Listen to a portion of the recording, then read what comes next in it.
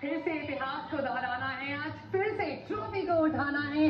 आज है इंडिया बनाम न्यूजीलैंड आईसीसी चैंपियंस ट्रॉफी 2025 का ग्रैंड फिनाले। और जो प्रताप म्हणाला, चल आज आयनॉक्सला जाऊया फायनल्स बघायला. मी म्हटलं काय गरज आहे, चल मटण बनवूया, घरीच एन्जॉय करूया.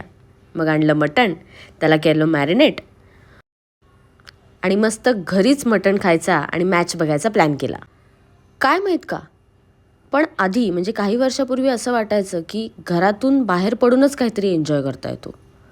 पण आजकाल का माहीत का, पण सगळं काही घरीच करू वाटतं. म्हणजे बनवायचं पण घरीच, एन्जॉय पण घरीच करायचा. तुम्हाला पण असं होतं का? मॅच चालू व्हायला अजून वेळ होता. प्रतापनी मटण आणून दिलं. मग सगळा मसाला वगैरे बनवून घेतला. मसाला चांगला ओव्हनमध्ये किंवा लोखंडाच्या तव्यावर भाजून वाटून घेतला आणि मग तोच मसाला पुन्हा लोखंडाच्या तव्यातच तळून घेतला. लोखंडाच्या भांड्यांमध्ये केलेल्या पदार्थांची चव काही वेगळीच असते, हो ना?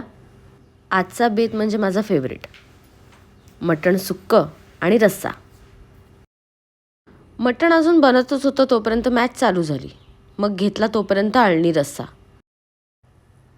अळणी रस्सा फस्त गेला आणि मग पुढच्या तयारीला लागले. मग तेल घेतलं, मग त्यात टाकले खडे मसाले, मग त्यात टाकला कांदा. तोपर्यंत प्रताप आला, म्हणाला घे स्प्राईट पी. मग स्वयंपाक करता करता एक एक सिप स्प्राईट पिलं. इकडे कांदा चांगला ब्राऊन झाला. मग त्यात टाकला बारीक चिरलेला टोमॅटो. त्यात थोडीशी आलं लसूण पेस्ट पण टाकायची.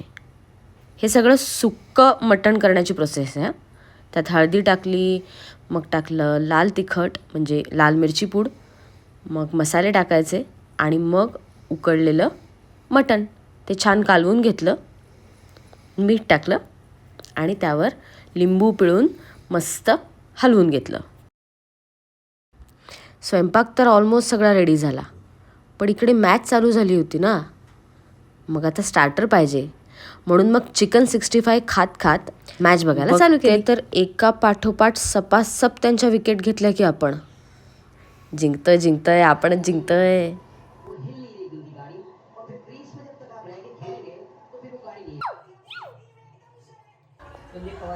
काय मग तुम्ही पण मॅच बघताय की नाही?